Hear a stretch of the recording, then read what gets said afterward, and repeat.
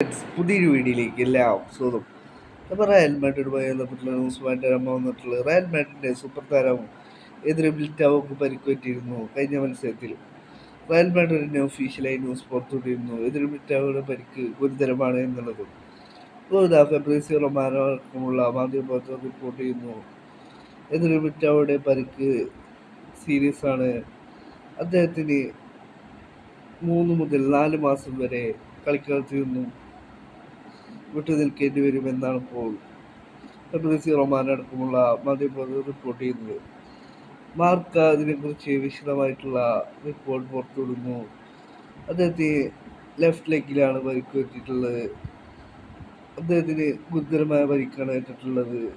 3 മുതൽ 4 മാസം വരെ അദ്ദേഹം കളിക്കളത്തിൽ നിന്നും പുറത്തായിരിക്കുമെന്നാണ് ഇപ്പോൾ മാർക്ക അടക്കമുള്ള മാധ്യമങ്ങൾ റിപ്പോർട്ട് ചെയ്യുന്നത്. ഇത് റയൽ മാഡ്രിഡിന് വൻ തിരിച്ചടിയാണ് നേരിട്ടിട്ടുള്ളത്. ചില സ്പാനിഷ് മാധ്യമങ്ങൾ റിപ്പോർട്ട് ചെയ്യുന്നു അടുത്ത 2026 ഏപ്രിൽ മാത്രമായിരിക്കും എതിരെ മിലിറ്റാവോ കളിക്കളത്തിലേക്ക് തിരിച്ചെത്തുക എന്നാണ് ഇപ്പോൾ